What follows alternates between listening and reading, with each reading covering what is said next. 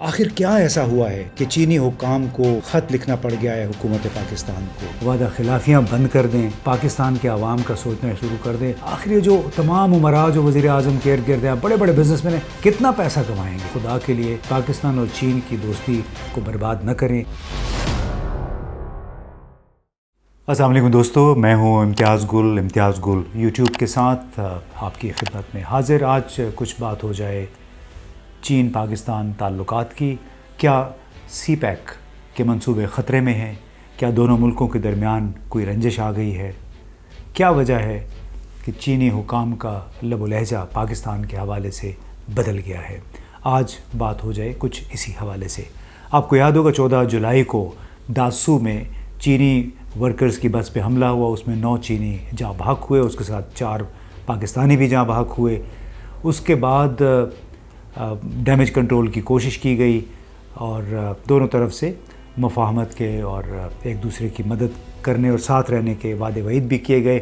اب 20 اگست کو گوادر میں ایک اور ممکنہ خودکش حملہ ہوا، جب ایک نوجوان بچوں کے کراؤڈ میں سے نکلا اور ان چینی ورکرز کی گاڑیوں کی طرف بڑھا جو ایکسپریس وے سے گزر رہی تھیں۔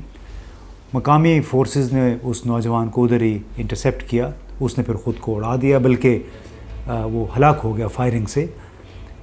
اس میں چینیوں کو کچھ نہیں ہوا سوائے معمولی خراشوں کے۔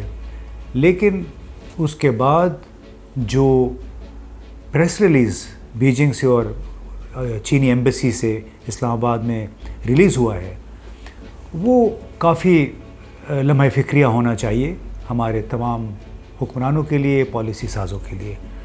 اس پریس ریلیز میں بڑے واضح طور پہ کہا گیا ہے کہ گزشتہ چند ہفتوں کے دوران پاکستان میں سیکیورٹی صورتحال بہت خراب ہوئی ہے۔ کئی حملے، اس میں انہوں نے بار بار کہا، غور کیجئے کہ 3 حملے ہوئے، جس میں ایک شدید سیریس تھا، دوسری پہ نہیں ہونے چاہیے تھے، لیکن وہ کہتے ہیں کئی حملے ہوئے ہیں چینی ورکرز کے خلاف۔ اور اس حوالے سے ایک انتباہی انداز میں ایک پاکستانی حکام سے کہا گیا ہے کہ سیکیورٹی کے انتظامات کو مزید سخت تر بنائیں۔ اس کے ساتھ شاید ایک اور خواہش کا بھی اظہار ہے، وہ یہ ہے کہ پاکستان کے سیکیورٹی اداروں کو سیکیورٹی کے ایشو پہ تعاون کو اپ گریڈ کرنے کی بھی کوشش کرنی چاہیے۔ اب سوال یہ ہے کہ اپ گریڈ سے آپ کی کیا مراد ہے جب آپ پاکستان سے یہ کہہ رہے ہیں؟ کیا آپ اپنی فوج پاکستان میں لانا چاہتے ہیں تمام چینیوں کی حفاظت کے لیے؟ اپنے انٹیلیجنس ادارے یہاں لانا چاہتے ہیں؟ اپنی پولیس کو یہاں پہ ڈپلوائے کرنا چاہتے ہیں؟ کیا آپ وہی کام کرنا چاہتے ہیں جو امریکیوں نے اور برطانوی فوجوں نے افغانستان میں کیا، کہ خود مرکز میں ہوتے تھے اور ان کے ارد گرد پھر افغان سیکیورٹی کا ایک گھیرا ہوتا تھا، اور آپ نے دیکھا حشر کیا ہوا؟ تو بڑے غور کی بات ہے کہ اس حد تک نوبت کیوں پہنچی ہے، کیوں چینی حکام کو یہ بیان دینا پڑا ہے؟ تو اس کی میرے خیال بہت آسان وجہ ہے۔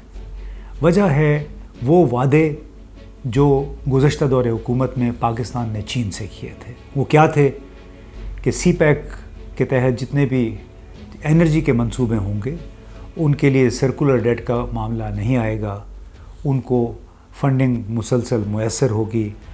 فنڈنگ میسر کرنے کے لیے ایک باقاعدہ ہر کمپنی کے ماہانہ انوائس کے برابر، یا تقریباً ماہانہ انوائس کے 22% کے برابر ایک ریوالونگ اکاؤنٹ بنایا جائے گا، تاکہ وہ فنڈز مہیا رہیں اس کمپنی کو اور مالی وسائل کی کمی کا سامنا نہ ہو۔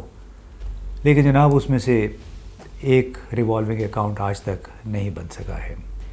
دوسری بات، جتنے بھی سرکولر ڈیٹ اب تک اکٹھا ہوا ہے اس میں سے 200 ارب روپے ہم نے چینی کمپنیوں کو دینے ہیں۔ اب ہم چینی کمپنیوں کو پیسے تو دینے ہیں لیکن جنریٹ نہیں کر پا رہے ہیں، کیونکہ جو 35-36 ہزار کی ہماری استعداد ہے، شہباز شریف صاحب نے اپنے زور خطابت میں چینیوں سے یہ منصوبے تو حاصل کر لیے، لیکن یہ نہ سوچا کہ پاکستان میں جو ٹرانسمیشن ہے بجلی کی، اس کی استعداد 22,000 میگا واٹ سے زیادہ نہیں ہے۔ ہماری زیادہ سے زیادہ طلب جو ہوتی ہے شدید گرمی کے مہینوں میں وہ 22,000 یا 21,000 میگا واٹ ہوتی ہے، جبکہ باقی یعنی 35-36 ہزار انسٹالڈ کیپیسٹی کا ہمیں کیپیسٹی چارجز دینے پڑتے ہیں، اور وہ ہر پروجیکٹ کا ہر جو کاسٹ ہے اس کی کوئی 70% 75% के करीब होता है कैपेसिटी चार्जेस। तो ये जो सर्कुलर डेट हमारा इकट्ठा हो रहा है दूसरी कंपनियों की तरफ, वही अब चीनियों की तरफ भी इकट्ठा हो गया। वो अपने पैसे वापस मांग रहे हैं, पैसे भी नहीं मांग रहे बल्कि वो अपना मुनाफा मांग रहे हैं, जो उनके अखराजात हैं वो उनको नहीं मिल रहे हैं। अब नतीजा उसका क्या हुआ है? सबसे बड़ा नतीजा ये है कि जो ग्वादर में 300 मेगावाट का प्लांट जो कि इस साल मुकम्मल हो जाना चाहिए था, वो बमुश्किल शुरू हुआ था, उस पर काम ठप हो गया है। उसकी तमाम फाइनेंसिंग चीनियों ने रोक दी है। इसके साथ साथ बाकी 3 प्रोजेक्ट्स हैं, थर ब्लॉक में, कोहाला में और आज़ाद पतन, ये 3 मंसूबे हैं, इनकी भी तमाम फाइनेंसिंग रुक चुकी है। और सबसे बड़ा धचका जो कि लगेगा शायद शेख रशीद साहब को, क्योंकि बतौर वज़ीर रेलवे ये कहा करते थे कि चीन ने हमारे $8 अरब ML1 यानी कराची से पेशावर तक का नया ट्रैक बिछाने का राज़ी हो गया। बस वो समझते कि मंसूबा पे दस्तखत होने वाले हैं। लेकिन जनाब चीनियों ने वो भी फ़िलहाल रोका हुआ है, क्योंकि वो बार बार ये सवाल उठा रहे हैं कि पाकिस्तान ये मंसूबे तो हमसे करवा रहा है, ये पेमेंट कैसे होगी, इसका सूद, इसकी जो रनिंग एक्सपेंडिचर है वो कौन देगा, क्योंकि अभी तक रीपेमेंट यानी कर्ज़ों की वापसी और अदायगी जो है एक बहुत बड़ा मसला। तो इन्हीं कर्ज़ों में आपको मालूम है कि जो लाहौर की मेट्रो लाइन है, $1.5 अरब का कर्ज़ा, वो वाला भी इसमें शामिल है।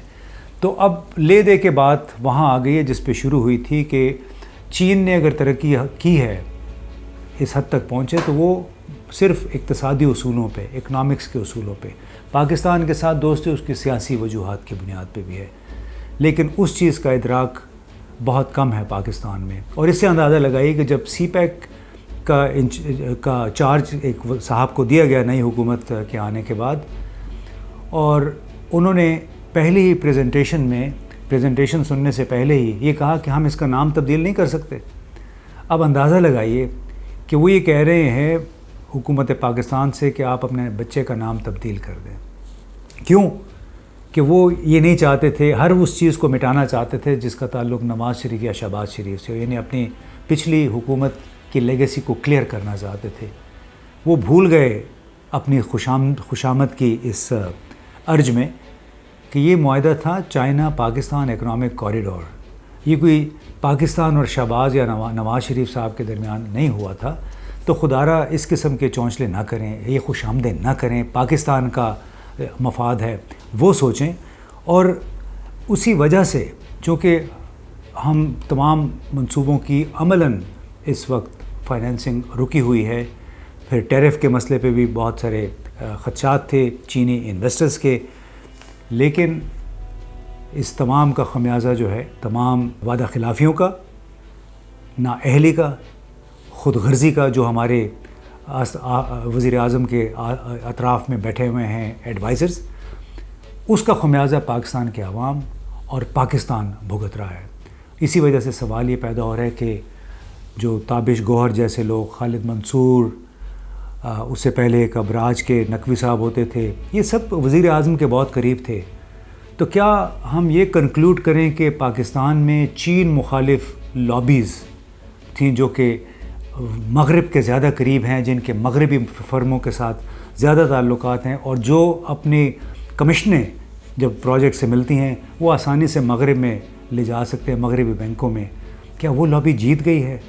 क्या एनर्जी के मामले में भी वज़ीर आज़म को स्टेटस को के शराकत दारों ने घेर लिया है, जिसकी वजह से वो काम नहीं हो रहे हैं जो अर्जेंट बुनियादों पे होने चाहिए थे, और वो काम हो रहा है जो नहीं होना चाहिए था। यानी पाकिस्तान के मफाद का, पाकिस्तान के अवाम का मफाद मुतासिर नहीं होना चाहिए था। लेकिन इस वक्त बड़ी तशवीशनाक सूरत हाल है। अब ले दे के फिर हम उम्मीद ये रह जाती है कि शायद हमें जो हमारी जियोग्राफिकल लोकेशन है वो बचा दे, कि जियोपॉलिटिक्स की वजह से इन्हें जो अमेरिका और चीन की लड़ाई है शायद हमें उसका फ़ायदा हो जाए।